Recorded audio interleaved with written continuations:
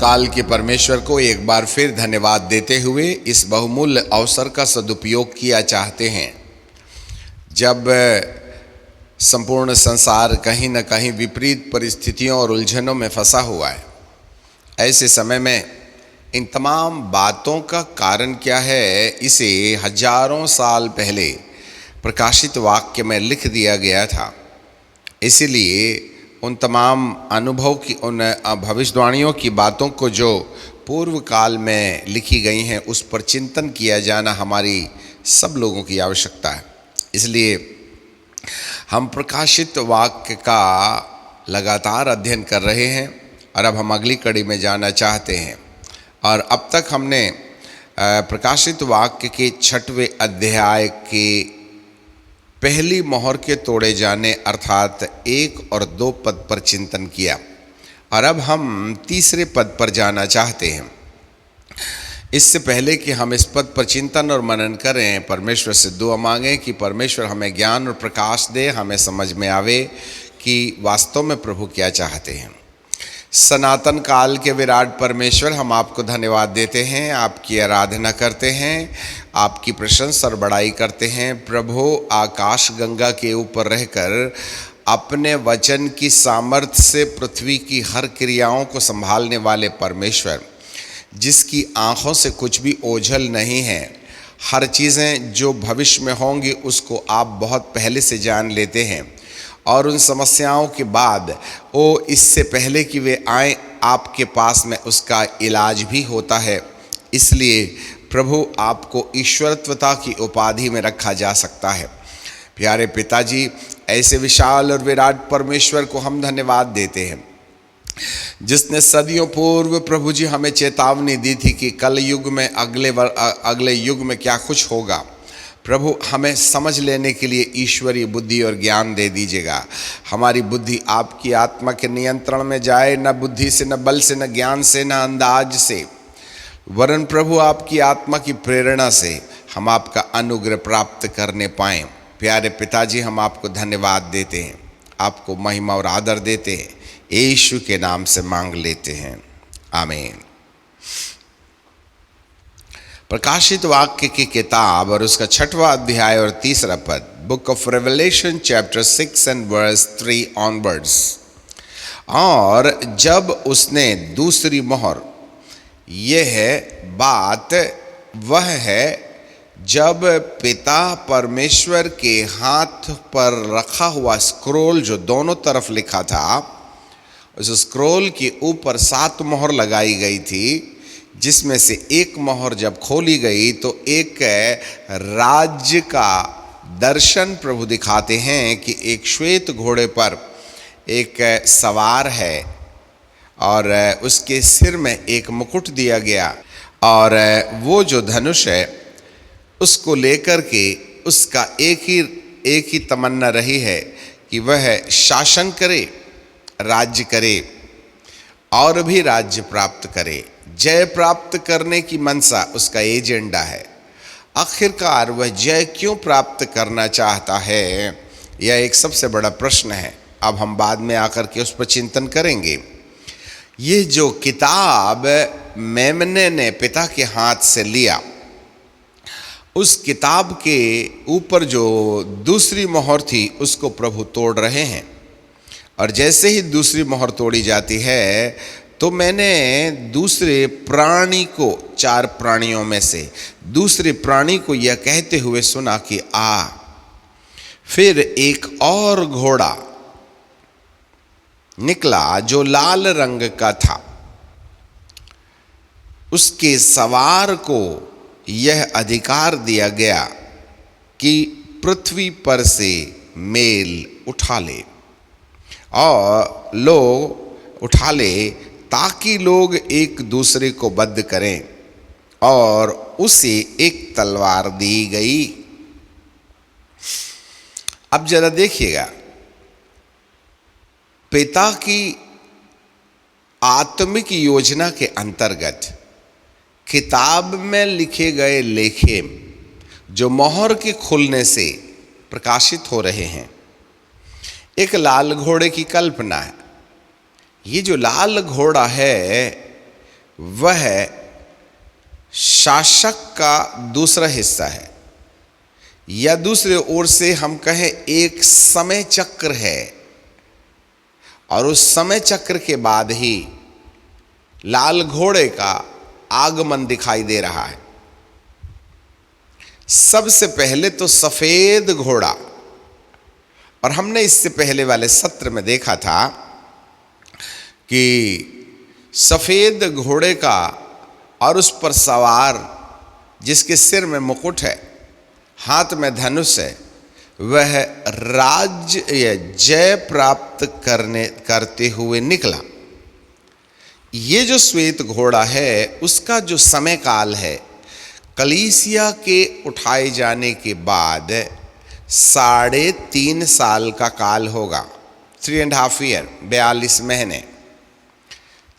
एक सप्ताह में से बीच से ही, जैसे दानियल की किताब में आपने, यदि मैं आपके लिए दानियल की किताब निकालूं तो वहाँ हमें मिलेगा कि 9 चैप्टर 9 एंड वर्स 27, 9वां अध्याय 27 पद। और वह प्रधान 1 सप्ताह के लिए बहुतों से दृढ़ वाचा बांधेगा, और आधे ही सप्ताह के बीतने पर, आधा सप्ताह, इसका मतलब है 1 दिन बराबर 1 वर्ष, 7 दिन बराबर 7 वर्ष, और इन 7 वर्षों के काल में से 3.5 साल के काल तो शांति से गुजर जाएंगे, क्योंकि धोखेबाज कहीं ना कहीं झूठी शांति और झूठे वायदों के आधार पर कि मैं ही मसीहा हूँ, संपूर्ण विश्व को भ्रमित कर देगा। और इन 3.5 साल के कालों में वह व्यापक रीति से धरती का पक्ष, कलीसिया के उठाए जाने के बाद धरती का पक्ष अपने लिए ले लेगा और लोग उसके पीछे चलने लगेंगे। अब ये पहला काल है, अर्थात 3.5 साल का। जैसे ही 3.5 साल का काल गुजरेगा, लिखा है आधे ही सप्ताह के बीतने पर वह मेल और अन्न बलि को बंद करेगा। मेल बलि जो परमेश्वर के और मनुष्य के बीच में की जाती है और अन्न बलि जो परमेश्वर को प्रसन्न करने के लिए की जाती है, वह बंद करेगा। अब हम फिर से प्रकाशित वाक्य के 6वें अध्याय में आ जाते हैं। तो वहां बाइबल हमें बताती है कि जब लाल घोड़ा निकला तो वह एक ऐसे समय की ओर इशारा कर रहा है जब श्वेत घोड़े का जय प्राप्त करने का कार्यक्रम पूरा हुआ, जब उसने धरती में अधिकांश लोगों के मन को अपनी ओर इकट्ठा कर लिया और लोग उसे स्वीकार करने लगे और उसके निर्देशानुसार काम करने लगे। तब उसके तुरंत बाद परमेश्वर अपनी भविष्य ज्ञान की दृष्टि से क्या देख रहे हैं, और ये अनुमति भी दी जा रही है कि दूसरी मोहर के खोलने से एक लाल घोड़ा निकला, और ये लाल घोड़े को जो सवार, लाल घोड़ा और उसके ऊपर जो सवार है उसको यह अधिकार दिया गया। अब यह अधिकार किसने दिया है? यह अधिकार अंधकार की सत्ता नहीं दे सकती, यह अधिकार परमेश्वर ने दिया है। Permittable situation. अब ये लाल घोड़ा और उस पर सवार क्या स्वर्ग से आया क्या? ना ना ना ना, वह स्वर्ग से नहीं आया, वरन ये वह समय चक्र की ओर इशारा है जब लाल घोड़े पर सवार उसको एक तलवार दी जाएगी, और वो जो तलवार है वह लोगों को बद्ध करने के लिए, इसका मतलब 3.5 साल के काल के बाद एक दूसरा काल चक्र शुरू होता है, और उस काल चक्र के अंदर में लाल रंग के घोड़े और उस पर सवार जिसके हाथ में तलवार है, बद्ध करने के लिए। और उस काल के अंतर्गत बाइबल बताती है कि मेल, ताकि पृथ्वी पर से मेल को उठा ले। कौन उठाएगा? अब बड़ा संघर्ष है। मेल ये परमेश्वर की संपत्ति है। मेल का मतलब शांति। अभी यदि हम गलातियों की किताब में पढ़ें तो हमें कुछ समझ में आएगा। गलातियों की किताब और उसका 5वां अध्याय और उसके 22 पद को, book of Galatians chapter 5 and verse 22। पर आत्मा का फल प्रेम, नंबर 2 आनंद, नंबर 3 मेल। यहां मेल शब्द काम में लाया गया है। अब एक और पद हम आपके लिए पढ़ना चाहते हैं, वो आपको मिलेगा रोमियो की किताब में और उसके 14वें अध्याय में, book of Roman chapter 14 and verse 17। क्योंकि परमेश्वर का राज्य खाना पीना नहीं परंतु धार्मिकता और मिलाप और आनंद। इंग्लिश में लिखा है, the kingdom of God is not eating and drinking but the righteousness and peace and the joy which comes through the Holy Spirit. अब आत्मा का फल प्रेम, आनंद और मेल। मेल का अंग्रेजी में भाषांतर जो है वो शांति है। परमेश्वर के राज्य के अंतर्गत धार्मिकता और शांति और आनंद को ही परमेश्वर का राज्य कहते हैं, और ये पवित्र आत्मा के अंदर पाया जाता है। इसीलिए गलातियों की किताब के अनुसार प्रेम और आनंद और धीरज ये परमेश्वर की आत्मा के प्रभाव से उत्पन्न होने वाला ईश्वरीय अनुभव है। अब जरा देखिएगा, इसका मतलब है कि शांति को उठाने का काम दुष्ट का नहीं है, वरन शांति जो है वो परमेश्वर की विरासत है। और शांति पवित्र आत्मा का वह प्रगटीकरण है, मैनिफेस्टेशन है, जो मनुष्य के मन के अंदर उंडेला जाता है, दिया जाता है, प्रकाशित किया जाता है, प्रेरित किया जाता है। अभी प्रेम, आनंद और शांति ये परमेश्वर की दया है, जिसके कारण से आपसी मेल होता है, जिसके कारण से प्रेम होता है। और जब कभी कोई दो व्यक्ति आपस में एक मन हो जाते हैं तो प्रेम पैदा होता है और उनके जीने में आनंद आ जाता है और उनके रिश्ते में शांति आ जाती है। ये है पवित्र आत्मा का हस्तक्षेप। It's a divine encounter over the humanity. Then the love and the joy and the peace is going to be manifested. यदि पवित्र आत्मा का हस्तक्षेप हटा दिया जाए तो कहीं ना कहीं प्रेम, आनंद और शांति का अंत हो जाएगा।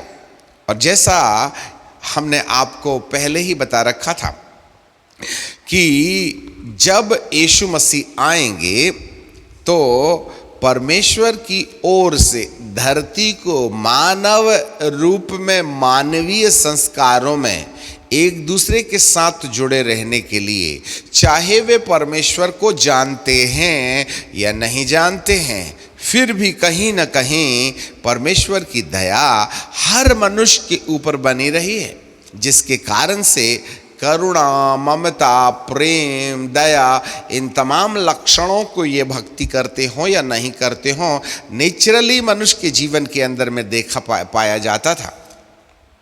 परंतु जब यीशु का दूसरा आगमन होगा तो कलीसिया के साथ परमेश्वर का जो अनुग्रह है वह भी उठा लिया जाएगा, अर्थात पवित्र आत्मा। जी हाँ, उसी को आपने इससे पहले वाले अध्याय में दूसरे थिस्सलुनीकियों में आपने पढ़ा था, और उसके दूसरे अध्याय में कि कोई एक है, किसी रीति से किसी के धोखे में न आना, क्योंकि वह दिन न आएगा जब तक धर्म का त्याग ना हो ले।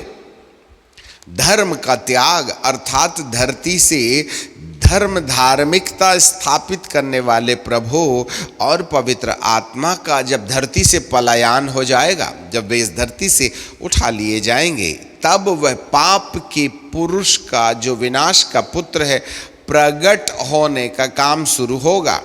और आपको जानकारी मिले, यह रोकने वाली वस्तु और कोई नहीं वरन वह है, 10वें पद में लिखा है, नाश होने वालों के लिए एक प्रकार का धोखे के साथ सब प्रकार के धोखे के साथ होगा, क्योंकि उन्होंने सत्य के प्रेम को ग्रहण नहीं किया। ये जो सत्य का प्रेम है, प्रेम भी है और सत्य का प्रेम भी है। प्रेम में और सत्य के प्रेम में अंतर है। लड़का लड़की का भी प्रेम होता है, गद्दी का भी प्रेम होता है, धन दौलत का भी प्रेम होता है, महान बनने का भी प्रेम होता है, परंतु ये सब प्रेम की उस लिस्ट पर नहीं रखे जाते हैं जो सत्य के प्रेम के अंदर पाया जाता है। 3 प्रकार के प्रेम हैं। पहला प्रेम थर्ड क्लास प्रेम है। हर एक चोर के दिल में धन के प्रति, हर एक नेता के दिल में गद्दी के प्रति, हर एक शासक की तमन्ना शासन करने की, जनता को विश्राम देने की नहीं वरन शासन करने की जो मनसा है, ये थर्ड क्लास प्रेम के अंतर्गत आता है, जिसके लिए वह जो चाहे कर सकता है। लड़का लड़की का अनरजिस्टर्ड प्यार, वासनात्मक प्यार, ये थर्ड क्लास प्यार है। अभी दूसरे नंबर वाला जो प्यार है वो करुणामय नेचुरल प्यार है, जिसमें हर एक व्यक्ति के अंदर ममता पाई जाती है। वह पशुओं में भी पाई जाती है। एक बंदरिया अपने बच्चों को उस समय तक, जब तक कि वो पूर्ण रीति से अपने आप में सरवाइव करने के लायक नहीं हो जाते हैं, उनको अपने सीने से चिपटाए लिए चलते हैं। ये करुणा है, ममता है। इसको माता पिता, बेटा बेटी, भाई बहन और गुरु चेले के बीच में पाए जाने वाले प्यार के रूप में जाना जा सकता है, जिसको फील या लव कहते हैं। तीसरा है अगापे, अर्थात वो प्यार जो पवित्र आत्मा के द्वारा मनुष्य के जीवन के अंदर में आता है। मेरे प्रियो, यह केवल उन लोगों के अंदर पाया जाएगा जिन लोगों के अंदर पवित्र आत्मा को यह अनुमति दी गई कि वे अगापे प्यार के भूखे हो जाएं या अगापे प्यार की कल्पना अपने जीवन के अंदर करें। तो पवित्र आत्मा के द्वारा, रोमियो 5:5 में लिखा है, पवित्र आत्मा के द्वारा प्रेम हमारे हृदय के अंदर डाला गया है। आपको जानकारी मिले, यह तीसरे नंबर वाला ईश्वरीय प्यार ही है जो उस पाप के पुरुष को उत्पन्न होने में रुकावट पैदा करता है। अब जरा देखिएगा, जब यीशु आए ना तो धर्मी लोगों को उठाकर ले गए, पवित्र लोगों को उठाकर ले गए। तो धर्मी लोगों को धर्मी बनाने वाले प्रभु की आत्मा और पवित्र आत्मा अब धरती पर क्या करेगी? तो कलीसिया के उठाए जाने के तुरंत बाद पवित्र आत्मा और पवित्र आत्मा के जो प्रभाव थे वे धर्मियों के साथ चल पड़े, और तुरंत उसके बाद जब मनुष्यों के अंदर पवित्र आत्मा के प्रति, पवित्र आत्मा के उठाए जाने के बाद जो अशांति, जॉय या आनंद रहित मन, जिसके प्रभाव से आपको मालूम हो वे सारे लोग जो धरती पर थे ना, उन लोगों ने भले ही पवित्र आत्मा नहीं पाया था, वरन पवित्र आत्मा धरती पर था। जैसे पिंतकुस के दिन के बाद से लगातार पवित्र आत्मा धरती पर हर प्राणी, हर मानव के ऊपर कहीं ना कहीं उपस्थित रहने के कारण एक इस प्रकार की शांति और आनंद का अनुभव दिया करते थे, जो नेचुरल है, जो सामान्य है। अब जो विश्वासी बन के पवित्र आत्मा पा गए, उन्होंने तो तीसरे नंबर वाला प्यार अंदर ले लिया।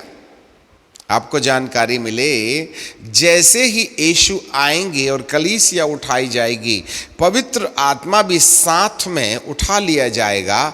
उन समयों के बाद में अचानक मनुष्यों के मन में, प्राणियों के मन में, न केवल विश्वासियों के साथ उठा लिया जाएगा, वरन इस धरतीलोक से ही पवित्र आत्मा का पलायन हो जाएगा।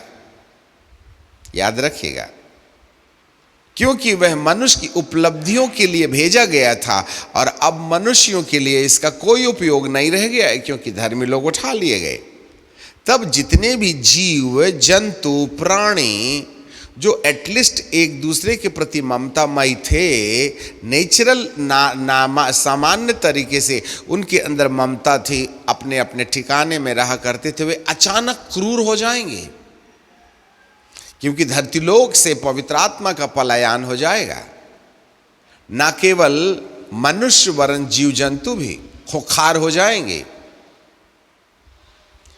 ये जितने भी जानवर हैं, कुत्ते हैं, बिल्ली हैं, ये कुत्ते बिल्ली अपने ही मालिक के ऊपर में गुर्राना शुरू कर देंगे कि उनकी मानसिकता में तब्दीली आने लगेगी। अब आ जाइए मनुष्य के पास में। जैसे ही कलीसिया गई, स्वर्गारोहण हुआ, कि लोगों के अंदर सबसे बड़ी चीज शांति और आनंद, आम लोगों के लिए शांति और आनंद का अनुभव समाप्त हो जाएगा। लोगों को गुस्सा आने लगेगा, चिड़चिड़ करने लगेंगे, एक दूसरे से बैर आ जाएगा। ठीक उसी समय एक शासक आएगा श्वेत घोड़े पर, जो शांति की बात करेगा। आपको मालूम हो वो शांति कैसे देगा? वो तो पवित्र आत्मा देता है। आपको मालूम होवे शांति की वास्तविक परिभाषा क्या है, ये हमको पहले समझना पड़ेगा। ये शांति शब्द जो है ना, हर धर्म में पाया जाता है, परंतु हर धर्म अनुयायी को आइडिया भी नहीं है कि शांति है क्या चीज। जरा देखें, शांति की परिभाषा खोज निकालने की कोशिश करेंगे हम। समुद्र में बहुत ऊंची ऊंची लहर उठ रही हैं और उसका विकराल रूप है, तेज हवाएं हैं, बहुत तेज तूफान के कारण समुद्र का पानी ऊपर नीचे हो रहा है। हम कहते हैं समुद्र आज बहुत अशांत है। फिर धीरे धीरे उसकी लहरें उठना सामान्य हो जाती हैं और सीमा से भी नीचे चली जाएं तो हम कहते हैं समुद्र आज काफ़ी शांत है। ठीक है, तो शांति क्या चीज़ है? अभी चारों तरफ शोर हो रहा है। रेड लाइन में कोई रास्ते पर एक बस खड़ी हो गई और आगे पीछे से गाड़ियाँ हॉर्न बजा रही, पे पे पे पे पे पे। फिर यहाँ पर शादी हो रही, डीजे बजा डिचिक डिचिक डिचिक डिचिक, वहाँ से आवाज़ आ रहा है। यहाँ क्रिकेट खेल रहे थे, लोग चिल्ला रहे हैं, हाँ ठीक है, इस तरीके से। तो हम कहते हैं बहुत शोर हो रहा है, इधर हॉर्न बज रहा है, इधर डीजे बज रहा है, इधर क्रिकेट में खेलने की आवाज़ आ रही है। तो ट्रैफिक जो जाम था वो क्लियर हो जाता है, तो हॉर्न बजने बंद हो जाते हैं। शादी में इलेक्ट्रिक चली जाती है, डीजे की आवाज़ समाप्त हो जाती है, खेल खत्म हो जाता है, सब अपने घर चले जाते हैं, तो पागल ही चिल्लाएगा रास्ते पर। तो कहने का मतलब ये हो गया, हम कहते हैं आवाज़ शांत हो गई है। तो शांति क्या है? बहुत तेज हवाएं चल रही हैं, पर्दे हिल रहे, बाल भी उड़ रहे, हमारे भी कपड़े अस्त व्यस्त हुआ जा रहे, धूल आ रही, हम आँखों पर अपनी उंगलियों से कचरा निकालने का प्रयास कर रहे, हम कहते हैं बहुत तेज हवा है और धीरे से वो हवा का चलना रुक जाता है, पर्दे अपनी जगह पर लटक पड़ते हैं और हमारे बाल जहाँ थे वहीं हम ठीक ठाक कर लेते हैं और कपड़े भी ठीक ठाक हो जाते हैं, तब हम कहते हैं हवा शांत हो गई। तो शांति क्या चीज़? तूफान के आने का कारण अशांति है और तूफान का रुक जाना, चाहे वह आवाज़ हो, चाहे वह लहर हो, चाहे वह हवा हो, उसका थम जाना। यदि कोई बीमार है तो बीमारी में उसका जीवन अशांत हो जाता है। जब बीमारी दूर हो जाती है, बीमारी का तूफान जब रुक जाता है, तब हम कहते हैं वाह शांति आ गई है। तूफान का रुकना शांति है। ये जो झूठा भविष्यद्वक्ता, झूठा मसीहा श्वेत घोड़े पर आएगा ना, तो वो कौन सी वाली शांति देगा? आपको जानकारी मिले, वह अपनी अजय प्राप्त करने के लिए जो शेष बचे हुए लोग होंगे उनको कहेगा चिंता मत करो, चिंता मत करो। जिसके पास कार नहीं है ना, मैं तुमको कार दूंगा। तो जिसके पास कार नहीं है बोलेगा वाह कार मिलेगी, जी हाँ मैं तुमको राशन दूंगा, 65 रुपए पर लीटर तुमने पेट्रोल लिया है, मैं 15 रुपए दूंगा। ऐसा तो ये जो शासक होगा भाई, जब करोड़ों लोग धरती से गायब हो जाएंगे तो ये ढेर सारी कारें धर्मियों की, पवित्र लोगों की तो धरती में रह जाएंगी ना, धर्मियों के बंगले तो पड़े रहेंगे ना, परंतु ये शासक संपूर्ण संपत्ति को अपने हाथ में ले लेगा। वह किसी को भी उठाने नहीं देगा। वो बोलेगा एक काम करो, कौन सा वाला बंगला चाहिए, मेरे पास में आओ, मेरा निशान ले लो, मेरे को बहुमत दो आप। यदि तुम मुझे बहुमत दीजिएगा तो मैं तुमको बंगला भी दूंगा, नौकरी भी दूंगा, पेट्रोल भी दूंगा, सब कुछ दूंगा। ऐसा करके वह भौतिक वस्तुओं को प्रोवाइड करने के द्वारा लोगों के मन को अपनी ओर आकर्षित करने की मनसा में झूठी शांति देगा। इसलिए जो श्वेत घोड़ा है वह झूठ शांति का प्रतीक है, परंतु वो जो शांति है भौतिक शांति होगी, कार के द्वारा मिली, जिसको धरती के अंदर कहते हैं सुख। सुख जो है वह भौतिकता है। कई बार माँ बाप लोग अपने बिटिया की शादी करने के टाइम पर कहते हैं अरे लड़का पढ़ा लिखा है, लड़का इंजीनियर है, उनके पास 4-4 कार हैं, उनके पास बंगला है, उसके पास एक ही माँ बाप का एक ही लड़का है, सुख से रहेगी, सुख से। हाँ कार है, कार 4 नौकर हैं। इसका मतलब सुख जो है भौतिक वस्तुओं की उपलब्धि के बाद मिलता है। उसको खेत नहीं जाना पड़ेगा, रानी के समान रहेगी। सुख, सुख का संबंध भौतिकवाद से जुड़ा हुआ है। अर्थात जब कभी तन को कष्ट ना मिले और आराम से भोग लगाने की उपस्थितियां, वस्तुएं हमारे पास रहें, हम उसको सुख कहते हैं। परंतु शांति भौतिक वस्तुओं से नहीं आती है। शांति पवित्र आत्मा की विरासत है। पवित्र आत्मा के द्वारा प्रेम और आनंद और मेल, इसका मतलब है प्रेम, शांति और आनंद, ये स्वर्गीय संपत्ति है। अब जरा देखिएगा, ये श्वेत घोड़े पर विराजमान, सफेद कपड़े पहन करके, हाथ में धनुष लिया, वह हमें उपलब्धियां देने की बात करेगा, वह पेट्रोल देने की बात करेगा, वह जमीन देने की बात करेगा, वह नौकरी देने की बात करेगा, वह खाना देने की बात करेगा, वह लालच उत्पन्न करेगा जिससे कि आप उसके पक्ष में खड़े हो जाइएगा। ये झूठी शांति होगी। जो वास्तविक शांति थी ना, वो तो पवित्र आत्मा के साथ चली गई। तो जब लोग एक दूसरे के ऊपर नाराज होने लगेंगे, झगड़े शुरू हो जाएंगे, तब ये शासक आकर के उनको वस्तुओं के माया और फरेब में गुमराह करके जय प्राप्त करने की कोशिश करेगा। और ये काल जो है 3.5 साल तक चलता रहेगा।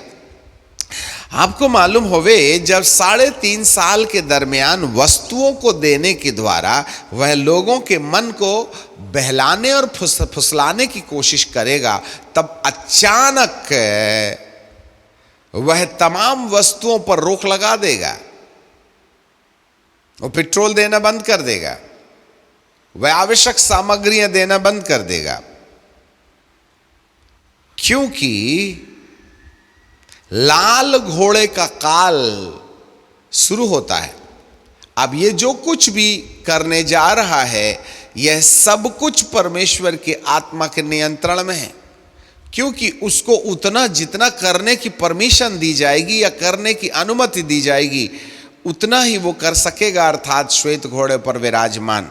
अब यहां पर लाल घोड़े के ऊपर सवार जब आते हैं, एक दूसरा समय चक्र है, उस चक्र के अंदर पवित्र आत्मा के द्वारा उत्पन्न शांति जो कलीसिया के साथ उठा ली गई थी, वो वाली शांति के बाद जो झूठी शांति यहां दी गई थी, बाइबल का परमेश्वर कहता है कि जब मनुष्य के अंदर में जो नेचुरल लव था, जो सामान्य प्यार था, वो सामान्य प्यार भी समाप्त हो जाएगा।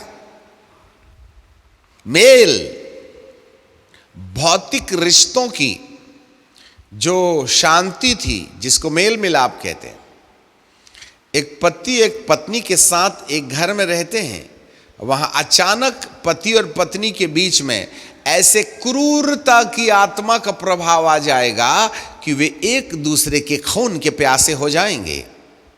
मेल उठा देने के कारण मां अपने बच्चे से ऐसी नफरत करने लगेगी, जैसे झाड़ू पटकते हैं ना, उठा उठा के अपने बच्चों को पटकना शुरू कर देगी।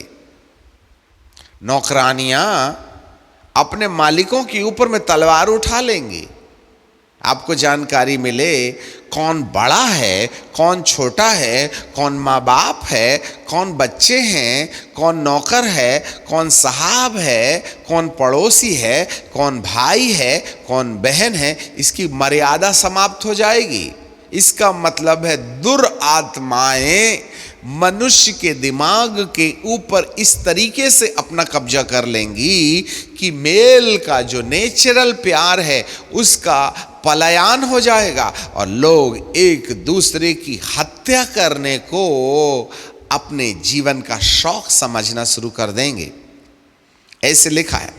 लाल घोड़े का और उसके सवार को यह अधिकार दिया गया कि पृथ्वी पर से मेल को उठा ले, अर्थात नेचुरल जो लव है, जो फीलिया लव है, जो हर मनुष्य के अंदर पाया जाता है। पवित्र आत्मा वाला लव तो चला गया। पवित्र आत्मा के द्वारा जो प्यार आया था वो तो कलीसिया के साथ चला गया, अब तो पवित्र आत्मा है ही नहीं। परंतु फिर भी परमेश्वर की आत्मा ने मनुष्य के अंदर में जो मर्यादाएं दी थी कि एक बाप अपने बच्चे को, एक माँ अपनी बच्चे को प्यार करे और बच्चे लोग माँ बाप का आदर करें, एक भाई एक बहन की रक्षा करे, इस प्रकार की जो बातें थीं वो जो नेचर में थी, जो डीएनए में थी, जो संस्कार के अंदर पाई जाती थी, इस संस्कार के ऊपर अर्थात मनुष्य के दिमाग के अंदर यही अजगर अपना ऐसा दूषित प्रभाव छोड़ेगा कि ममता और प्यार और जो कुछ भी नेचुरल लव था वो पूर्ण रीति से समाप्त हो जाएगा और लोग एक दूसरे की हत्या करना शुरू कर देंगे। तब जो खून खराबा धरती पर देखा जाएगा वो देखते बनेगा। चाहे जहां लोग मर्डर करेंगे, जैसे मुर्गी को काट देते ना, वैसी मां अपने बच्चे को काट देगी। पति पत्नी दोनों की दोनों जा रहे हैं घूमने, वैसे पवित्र आत्मा के उठाए जाने के बाद में 7 साल के महाक्लेश काल में ये पति पत्नी नहीं होंगे, क्योंकि अराजकता इतनी फैल जाएगी कि एक पति का एक पत्नी होगी नहीं, क्योंकि हर पुरुष को जो समझ में आता है वो करेगा। इतनी अनरीतियां आ जाएंगी। कोई एक स्त्री एक पुरुष के साथ नहीं रहेगी, वरन अपनी वासना की प्यास मिटाने के लिए मन चाहे जो जिसको जो लगता है ऐसा करने लगेगा। क्योंकि मानवता जो है इतनी भ्रष्ट हो जाएगी, क्योंकि मानवता को दुरात्माएं अपने कब्जे में ऐसा कर लेंगी लाल घोड़े के सवार के अधिकार के आधार पर कि सारी सीमाएं समाप्त हो जाएंगी। फिर वहां विवाह वगैरह नहीं होगा, जिसको जो मन पाया करेगा।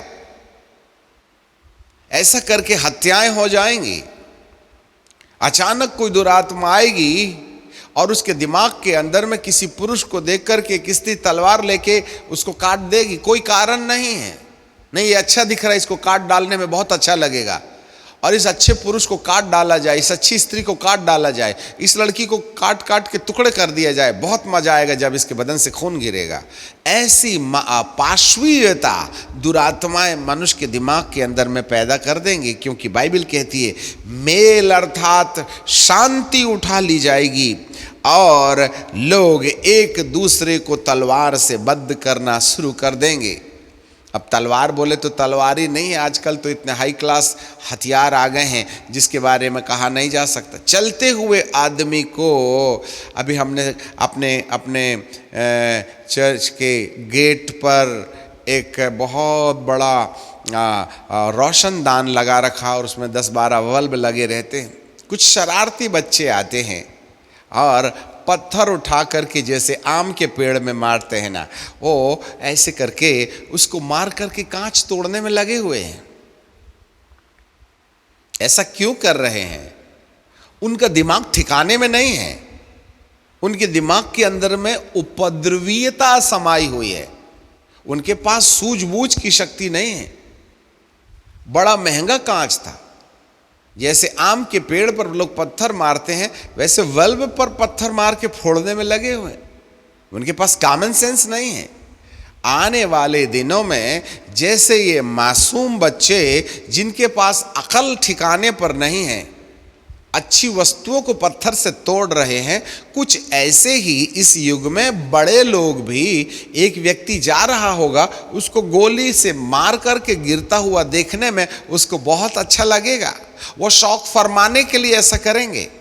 ऐसा समय आ रहा है, ऐसे बोल करके प्रभु प्रकट कर रहे हैं। अब जरा सावधान रहिएगा। मेरे यीशु के संग उठा लिए जाने पर इच्छा जारी कीजिएगा, नहीं तो ये दिन हमको देखने पड़ेंगे। आप तो अपने हिसाब से जा रहे हैं, परंतु अपने तीसरे मंजिले से कोई गोली मार करके तुमको अकारण मौत के घाट सुला देगा, सुख की नींद सुला देगा, या आपका हाथ काट देगा और आप लूले हाथ से भागिएगा। उसको देखने से उसको अच्छा लगेगा। ऐसी क्रूरता दुष्ट आत्माएं मनुष्य के जीवन के अंदर में डाल देंगी। ये है ख्रिस्त विरोधी शासन का दूसरा रूप। जरा देखिएगा, यहां पर हत्याएं, खून खराबा, पूरी तरीके से मारने में लोगों को सुख नहीं मिलेगा, वरन वे तड़फा तड़फा के मारने वाले सिस्टम का काम जिंदा भी नहीं रखने छोड़ेंगे और पूरा भी नहीं मार डालेंगे। जैसे कि क्रूरता मनुष्य के जीवन के अंदर में आ जाएगी। एक समय काल आ रहा है, लाल घोड़ा। मेरे प्रियो, ऐसा क्यों हुआ? ये बाइबल का परमेश्वर कहता है उनके किए की सजा उन्हीं के ऊपर जाएगी। ये मैं घृणित काम नहीं करूंगा, वे खुद ही एक दूसरे को प्रताड़ित करेंगे। यदि मैं प्रभु से पूछूं कि हे प्रभु ऐसा क्यों होगा, तो प्रभु एक ही बात करेंगे। जब मैं अपने अनुग्रह के सिंहासन पर बैठ करके उनको सलाह दे रहा था ना कि मेरे अनुग्रह से उद्धार पालो, मेरी आत्मा से प्रेम और शांति पालो, इन लोगों ने मेरे प्रेम का बहिष्कार किया है। जी हाँ, यदि मैं आपके लिए पहला थिस्सलुनीकियों की किताब, ऐसा करते हैं, दूसरा थिस्सलुनीकियों की किताब और उसके पहले अध्याय पर चलते हैं। ऐसे लिखा है 7वें पद में, और तुम्हें जो क्लेश पाते हो हमारे साथ चैन दे। और उस समय जब प्रभु यीशु अपने सामर्थी दूतों के साथ धधकती हुई आग में स्वर्ग से प्रकट होगा, और जो परमेश्वर को नहीं पहचानते हैं, लिसन मी केयरफुली, जो परमेश्वर को नहीं पहचानते, इसका मतलब मनुष्य को परमेश्वर के नहीं पहचानने की घटना उनको प्रभु यीशु मसीह के साथ ऊपर जाने से रोक देगी और वे धरती पर रह जाएंगे। और आगे लिखा है, जो परमेश्वर को नहीं पहचानते हैं और हमारे प्रभु यीशु मसीह को नहीं मानते। अब प्रभु यीशु मसीह को नहीं मानने का मतलब क्या है? प्रभु यीशु मसीह को मानने का मतलब क्या है? यदि प्रभु यीशु मसीह को नहीं मानते हैं, उनसे वह पलटा लेगा, ये तो अत्याचार हो गया। मुझे मान नहीं तो मैं मार डालूंगा, ये तो दादागिरी हो गई, हिटलरशाही हो गई। प्रभु जी कहते हैं, मुझे नहीं मानने से मैं गुस्सा नहीं हो रहा हूं, परंतु मेरे मानने से तुम खुद अनंत जीवन के रास्ते पर आ खड़े होते, क्योंकि तुम्हारे लिए तो मृत्यु ऑलरेडी लिखी है। क्योंकि आदम बाबा ने फल खा के अदन के बगीचे के बाहर जो तुमको जन्म दिया ना, तो पाप तो ऑलरेडी आपके डीएनए के अंदर है। तो नरक का दरवाजा तो आपके लिए ऐसे नहीं तो वैसे खुला ही खुला है। पर यदि तुम नरक से बचना चाहते हो, ये 7 साल के महाक्लेश काल से बचना चाहते हो, तो मैंने तुम्हारे लिए धरती से यीशु के दूसरे आगमन में महिमा की देह पहन करके ऊपर जाने का रास्ता खोला है। और ये रास्ता पुत्र यीशु के ज्ञान में है, उसके सुसमाचार में है। यदि तुम उसको मान लेते तो जो मृत्यु ऑलरेडी तुम्हारे नाम पर दर्ज पड़ी है, वो उसका कर्ज मिटाया जा सकता था। अब तुमने नहीं मिटवाए तो झेलना तो पड़ेगा। तो प्रभु जोर जबरदस्ती नहीं कर रहा है कि तुम मुझे मानो, पर अब भाई देखो, मान लीजिए आप बीमार हैं, आपके लिए सरकार ने हॉस्पिटल खोल के रखी है कि जाइए और दवाई ले लीजिएगा। अब आप कहें हॉस्पिटल मेरे पास आए, अब हॉस्पिटल जाना चाहते ही नहीं है, दवाई खाना चाहते ही नहीं है, तो मरिए। तो बीमारी तो आपके अंदर है ही है ना।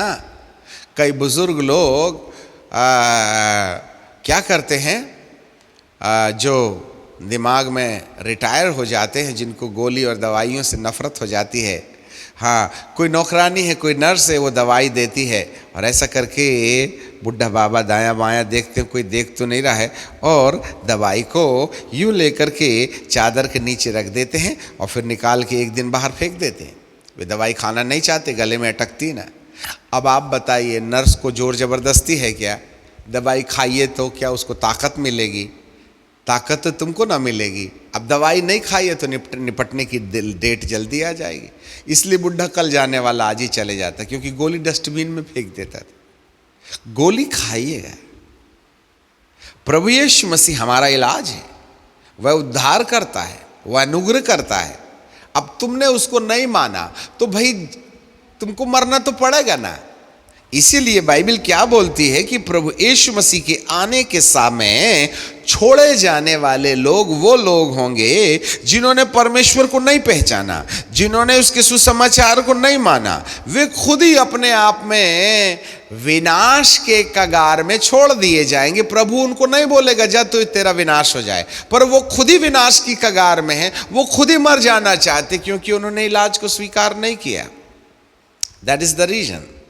सत्य के प्रेम को जितने लोगों ने बहिष्कार कर दिया है, वे सब धरती के अंदर रह जाएंगे। और इस कारण से हमको झूठी शांति के 3.5 साल के बाद में एक दूसरा काल का अनुभव होता है, जहां पर बाइबल का परमेश्वर कहता है मेल धरती पर उठा लिया जाएगा और लोग एक दूसरे को बद्ध करने लगेंगे। ये चांस हमने कमाया है।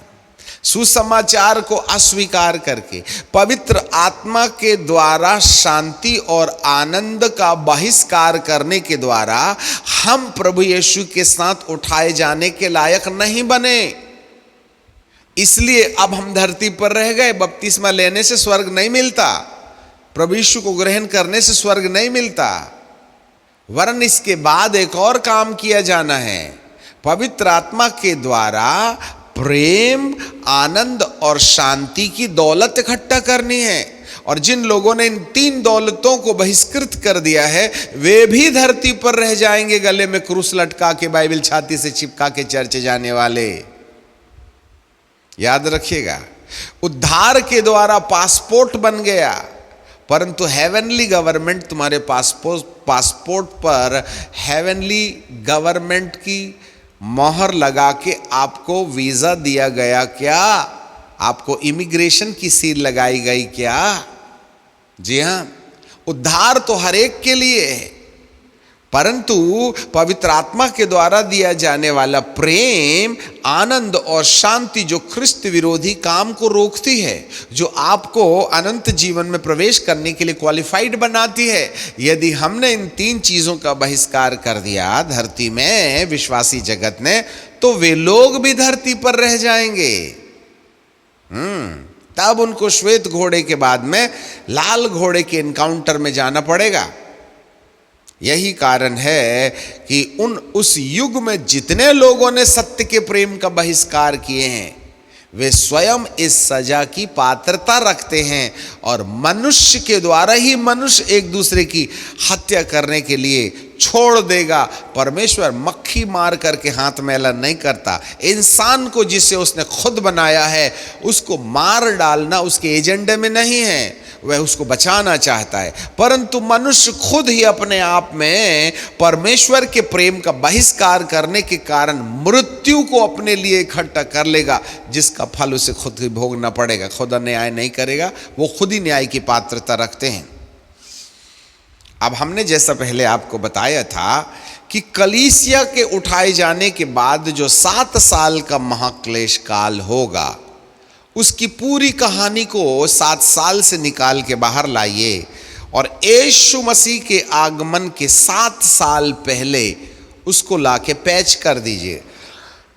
तो जो कुछ भी कलीसिया के उठाए जाने के बाद इस धरती पर अविश्वासी लोगों के साथ जो उठाए नहीं गए हैं, उनके साथ जो कुछ भी होने वाला है वह यीशु के आगमन के 7 साल पहले से दिखाई देने लगेगा।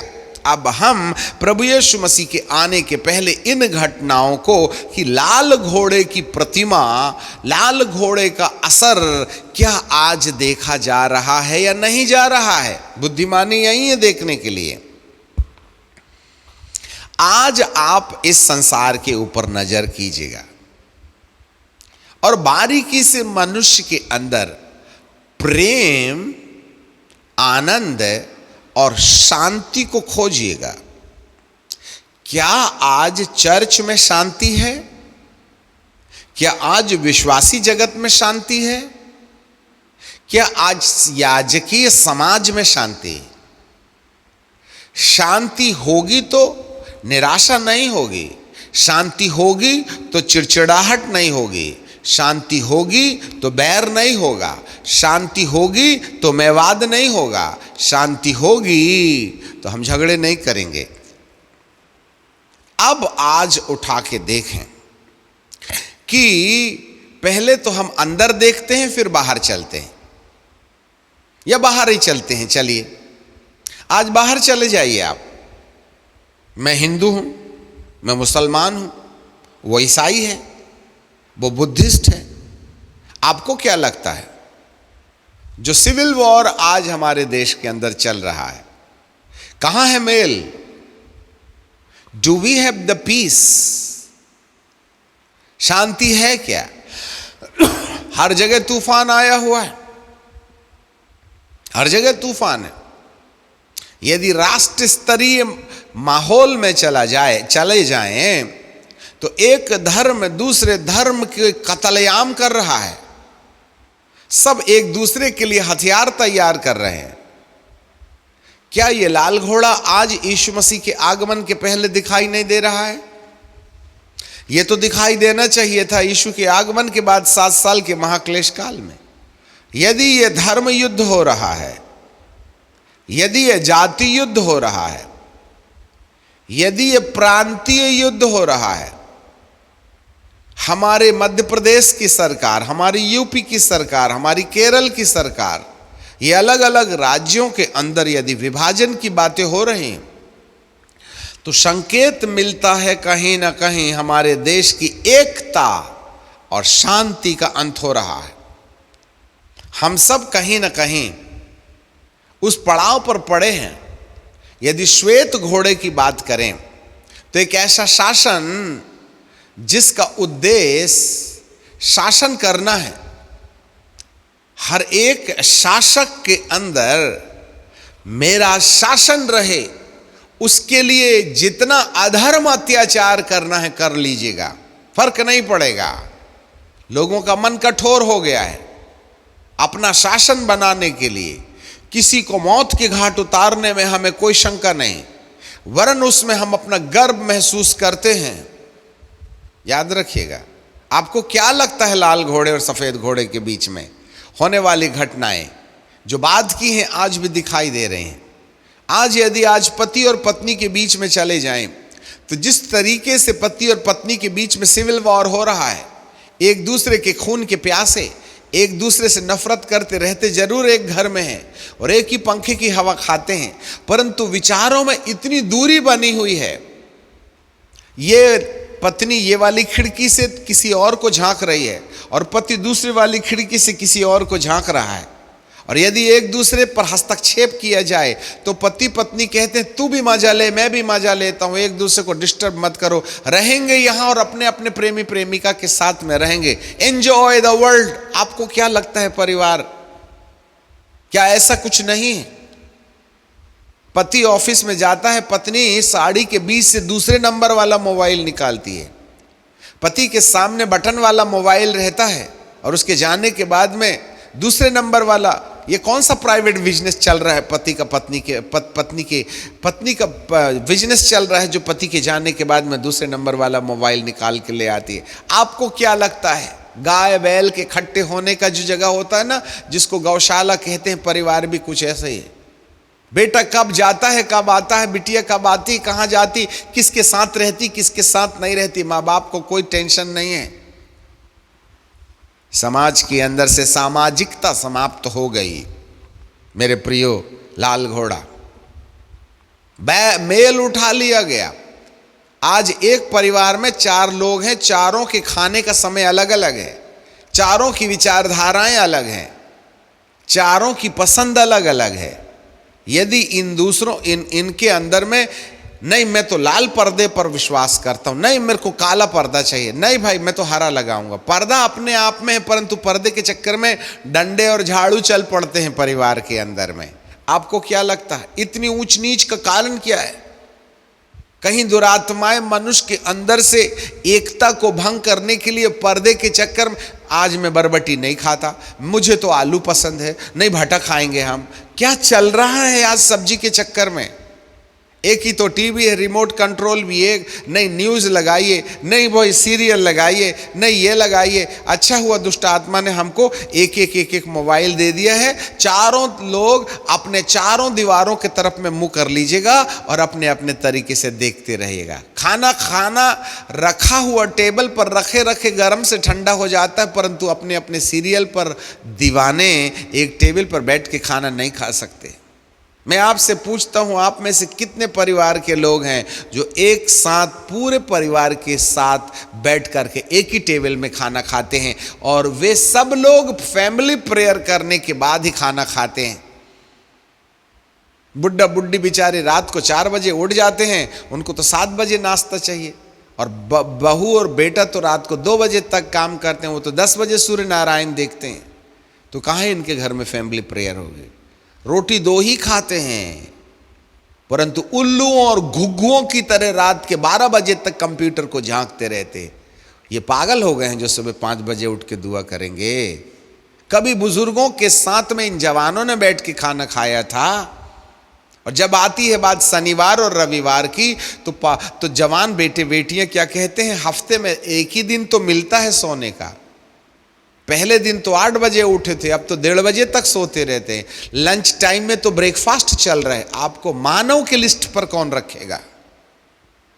सारे प्राकृतिक नियम समाप्त कर दिए हमने। कभी भोर का प्रकाश तो देखा ही नहीं था। लकलकाती धूप तो हम बिस्तर से झांक करके देख रहे हैं, यही है आज का संसार। आज मेल समाप्त हो गया, एक टेबल पर बैठ के खाने का मौसम खत्म हो गया, एक चॉइस नहीं है, 4 सब्जियां बनती हैं 4 प्राणियों के हिसाब से, अलग अलग हफ्ते पर पर्दे बदले जाते हैं। पति गमले को यहां रखता है, पत्नी शाम को वहां रख देती है और इसी में तोड़फोड़ शुरू हो जाती है। आपको जानकारी मिले, मनुष्य के दिमाग के अंदर प्रेम, आनंद और शांति का पलायन आज भी यीशु मसीह के आने के पहले गायब होता नजर आ रहा है। एक याजक दूसरे याजक के विरुद्ध पत्थर और गोटे लेके खड़ा है, एक संस्था दूसरे संस्था के विरुद्ध खड़ी है। एक संस्था सोचती ये संस्था मर जाए, इसके सारे विश्वासी मेरे पास आ जाएं। दुआएं कर रहे हैं ये पादरी का सर्वनाश हो जाए तो उसकी कलीसिया मेरी कलीसिया के अंदर में आने लगे। भेड़ चोरी का व्यापार, आपको क्या लगता है मेल है? हम तो चाहते हैं ये संस्था बंद हो जाए तो मेरी संस्था महान हो जाए। आज संस्था ही ना बनाने के लिए खड़े हुए हैं लोग। दूसरे की कलीसिया टूट जाए तो मेरे पास आ जाए। एक बार पादरी बीमार क्या पड़ जाता है, हम सब लोग दूसरे की कलीसिया में जा जाके पादरी की बुराई करना शुरू कर देते। आ जाओ हमारे पास, अभी भी मौका है, ये निपटने वाला है। हाँ, ये कौन सा सुसमाचार सुना रहे हैं उस पादरी की कलीसिया में जाकर के आप? वे तुम्हें अलग करना चाहते हैं, भली मनसा से नहीं, वरन वे अलग इसलिए करना चाहते हैं कि तुम ही उनको अपना मित्र बना लो। मेरे प्रियो, ये सब मेल, संस्थाई झगड़ा, सैद्धांतिक झगड़ा, आज कितने ऐसे गिराए हुए फॉल्स डॉक्ट्रिन हैं। अन्य जातियों के पास कोई नहीं जाता, केवल जो यीशु मसीह को मानते उन्हीं को एक विश्वास से दूसरे विश्वास में लाने का कार्यक्रम चल रहा है। पड़ोसी यहां पाप में गिरा, उसको कोई सुसमाचार नहीं सुनाता। क्रूस लगा घर में जरूर जाएंगे सिद्धांत बदलने के लिए।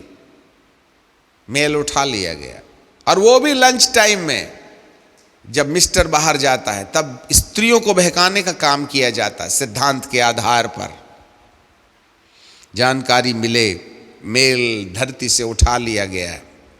ऐसे समय में आज प्री ट्रिबुलेशन में, और यही एक सबसे बड़ा कारण है कि परमेश्वर के दास पौलुस बाबा ने जब जब लोगों को पत्री लिखी, हर वक्त हर पत्री में उन्होंने एक ही कहा। पहला कुरिन्थियों की किताब, उसका पहला अध्याय 3 पद, हमारे परमेश्वर और प्रभु यीशु मसीह की ओर से अनुग्रह और शांति। क्यों अनुग्रह की बात, क्यों शांति की बात? यदि ए से लेकर के Z तक, 2 कुरिन्थियों की किताब पहला अध्याय 2 पद, हमारे पिता परमेश्वर प्रभु यीशु मसीह की ओर से अनुग्रह और शांति। अब आगे हर पत्री पर पढ़ते चले जाएं तो बाइबल हमें बताती है हर जगह कहीं ना कहीं, गलातियों की किताब 1:3, पिता परमेश्वर और हमारे प्रभु यीशु मसीह की ओर से अनुग्रह और शांति मिलती चली जाए। 2-4 पत्रियों को छोड़कर हर एक पत्री के अंदर में दूसरे पद में परमेश्वर, हमारे पिता परमेश्वर और प्रभु यीशु मसीह और पवित्र आत्मा के द्वारा अनुग्रह और शांति, ये 2 चीज, अनुग्रह और शांति की आशीष क्यों पत्री को दी जा रही है? शांति की बात, piece. The grace and the peace is the foundation of the Christianity. और ये ग्रेस और पीस ही ख्रिस्त विरोधी की ताकत से, सफेद घोड़े की चालबाजी, लाल घोड़े की विनाश लीला से बचने का एकमात्र साधन है, और वो साधन है द ग्रेस। आज ग्रेस को लोग पाप करने की स्वतंत्रता की आड़ बना लेते हैं। बीड़ी पियो चलेगा, प्रभु हमारे लिए पश्चाताप है। मैंने तुम्हें इसलिए स्वतंत्र नहीं किया था कि तुम स्वतंत्रता को पाप करने की आड़ बना लो। ग्रेस का मतलब होता है पवित्र आत्मा का हस्तक्षेप। 2 प्रकार के ग्रेस हैं। एक पुत्र यीशु से आया अनुग्रह है जो हमको पाप क्षमा देता है, और दूसरा पवित्र आत्मा से जो अनुग्रह आता है। प्रभु यीशु का अनुग्रह हमें धर्मी बनाता है।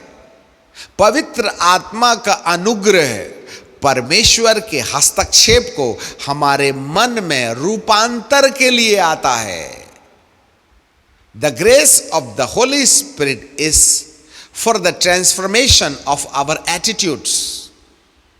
और उसके बाद जब हमारे मन में रूपांतर आता है, तब जाकर के शांति और आनंद की शुरुआत होती। उद्धार पाए को प्रेम का एहसास नहीं, पवित्र आत्मा को पाने के बाद जब पवित्र आत्मा के द्वारा प्रेम अंदर आ जाता है, तब आनंद आता है, तब शांति आती है। और शांति हमारी वो ढाल है।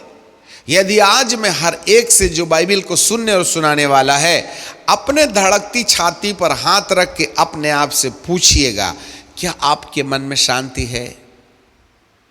जिसके मन में शांति होगी उसके रिश्तों में शांति होगी। जिसके मन में शांति होगी उसको विपरीत परिस्थितियों में शांति होगी। जिसके मन में शांति नहीं होगी परिस्थिति से हार जाएगा। जिसके मन में शांति नहीं होगी उसके रिश्ते बार बार टूटेंगे। जिसके मन में शांति नहीं होगी वह इरिटेट होगा। जिसके मन में शांति नहीं होगी वह नुक्ताचीनी करेगा। जिसके मन में शांति नहीं होगी वो क्रिटिसिज्म करेगा, क्योंकि अशांति क्रिटिसाइज करवाती है, अशांति कुड़कुड़ाती है, अशांति बैर करती है, अशांति में गुस्सा आता है, अशांति में झगड़ा आता है। अशांति ही मुझे सेल्फ डिपेंड बनाती है। सेल्फ किंगडम अशांत लोग बनाते हैं। जिन लोगों को असुरक्षा महसूस होती है, those who feel the insecure in their future, they have lost the divine peace of God. जिनको भविष्य से डर लगता है उनके पास शांति नहीं है। जिनको भविष्य खतरे में लगता है उनके पास शांति नहीं है। जो दूसरों को नुक्ताचीनी करते हैं उनके पास शांति नहीं है। जो दूसरों की कमियां खोज के निकालते हैं उनके पास शांति नहीं है।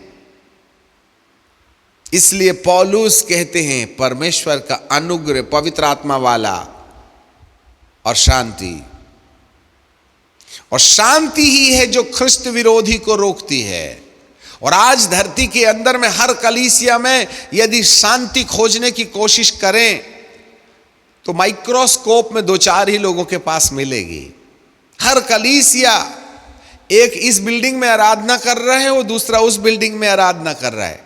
जब दूसरे दोनों की दोनों आराधक अपनी अपनी बिल्डिंग से नीचे उतरते हैं, एक दूसरे को विश भी नहीं करते, सर पतली गली से निकल जाते। हमारा चर्च दूसरा, तुम्हारा चर्च दूसरा। मुझे समझ में नहीं आता यीशु क्या बट गया?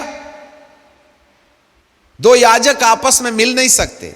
2 याजकों की कलीसियाओं को याजक लोग पहले कह देते हैं, सुनो, जो माल हम खिलाएंगे वही खाने का, दूसरे के पास नहीं जाने का, वो जहर मिला के देंगे तुमको। हम याजक लोग कलीसिया में ऐसी बाउंड्रीज बना देते हैं, जो मैं बोल रहा हूं वही सत्य है, बाकी सब झूठा है, जिससे कि मेरी भेड़ें, मेरी मुर्गी दूसरे के बटखरे में जाके अंडा ना देवें। आपको क्या लगता है श्वेत घोड़े और लाल घोड़े के ऊपर में? वो तो राज्य करने चला था ना। आज संस्थाएं भी तो अपना राज्य बना रही हैं, आज याजक भी तो अपना राज्य बना रहे हैं। और याजक लोग भी अपनी भेड़ों के लिए सीमाएं बांध देते हैं, इधर नहीं जाना, उधर नहीं जाना, ये नहीं करना, वो नहीं करना, जितना मैं बोलता उतना ही करना। प्रभु यीशु किसको ले जाए? Pre tribulation already has started. आज से 10 साल 20 साल पहले ये सब कुछ देखा नहीं जाता था। जैसे जैसे हम यीशु की निकटता में जा रहे हैं, लोग संस्थावाद और सिद्धांतवाद के बाउंड्री में इतने गुलाम होते चले जा रहे हैं कि उनको एक दूसरे के साथ देखना भी दुश्मनी सा महसूस होने लगा है। कई मसीही लोग तो ऐसा दावा करते हैं, अरे ये अन्य जातियों के साथ बैठ करके खा लेना चाहिए, परंतु ये कलीसिया के साथ मिलना भी हमको गवारा नहीं है। इतना बैर आ गया है, मेल उठा लिया गया। काला घोड़ा, लाल घोड़ा आज कलीसियाओं के बीच में चलता फिरता नजर आ रहा है।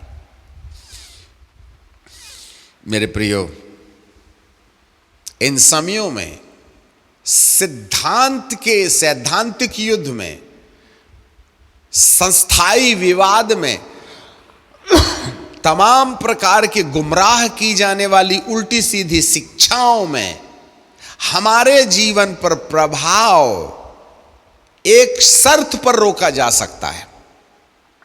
जिस दिन पवित्र आत्मा के द्वारा आने वाले प्रेम और आनंद और शांति का ओढ़ना जो व्यक्ति ओढ़ लेगा, जिसके मन के अंदर में मेल और शांति आ जाएगी, ऐसे व्यक्ति को ख्रिस्त विरोधी तंत्र से जो कुछ भी पारित होगा उसके दिमाग के अंदर में सिग्नल्स आना शुरू हो जाएंगे। और जिन्होंने प्रेम का बहिष्कार किया, झूठी शिक्षाओं में ट्रैप हो जाइए, नुक्ताचीनी में ट्रैप हो जाइए। कहीं ऐसा ना हो आपके उद्धार के पासपोर्ट से वो पन्ना फाड़ दिया जाए जिस पन्ने में स्वर्ग जाने का वीजा का स्टैंप लगा हुआ था। पासपोर्ट के आधार पर दूसरे देश की यात्रा नहीं की जाती। पासपोर्ट के अंदर उस देश का इमिग्रेशन या उसका सील भी होना चाहिए कि तुम्हें अंदर आने की अनुमति है, जिसको वीजा कहते हैं। आपके उद्धार में स्वर्गीय परमेश्वर ने वीजा दिया क्या? और उस वीजा के ऊपर एक मोहर लगी है, उसमें 3 मुंडी हैं। जैसे भारत के नक्शे में, भारत का चिन्हानी में 4 मुंह वाला शेर है, कुछ इसी तरीके से हमारे परमेश्वर ने 3 मुंह वाला शेर लगा के रखा है हमारे उद्धार के वीजा में। पहला है प्रेम, और दूसरा है आनंद, और तीसरी है शांति। यदि हमारे अंदर शांति है तो आनंद भी होगा, शांति है तो प्रेम के कारण है। प्रेम, आनंद और शांति न केवल इस लोक में वरन आने वाले लोक में भी इसका उपयोग किया जाएगा। और यही मोहर है आपके उद्धार के पासपोर्ट में, अनंत जीवन का वीज़ा। मैं एक बात कह करके रुकना चाहते हैं।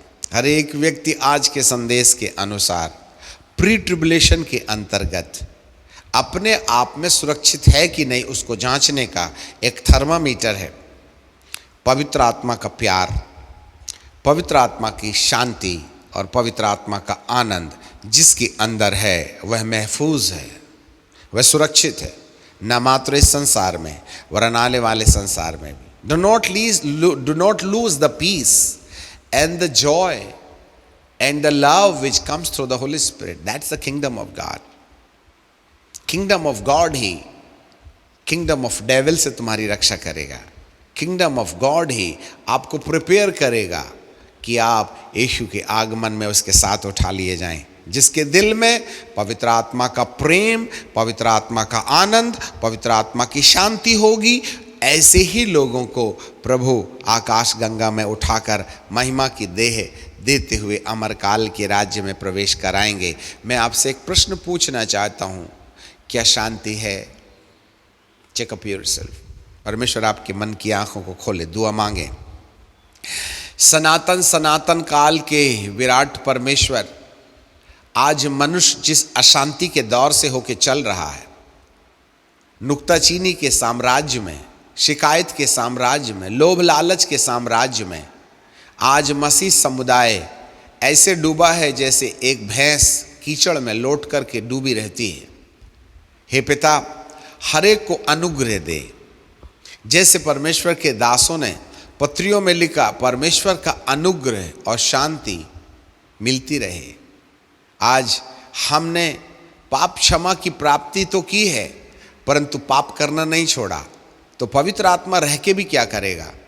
ऐसे समय में हमें दूसरा अनुग्रह जो पवित्र आत्मा के द्वारा प्रेम, आनंद और शांति के लिए चाहिए, वो वाला प्रेम हमारे दिल में दे दीजिएगा। हे पिताजी, यही हमारे वीज़ा है, यही हमारे लिए उस दुष्ट से बचने का कारण है, यही हमारे लिए वह कवच है जिसको पहनकर हम हर प्रकार की गंदी राजनीति से, हर प्रकार के गंदे आचरण से, हर प्रकार की गंदी शिक्षाओं से हम अपने आप को बचा सकते हैं। ऐसा अनुग्रह आप हमें दे दीजिएगा। हम आपको धन्यवाद और महिमा और आदर देते हैं, यीशु नासरी के नाम से मांगते हैं, आमीन।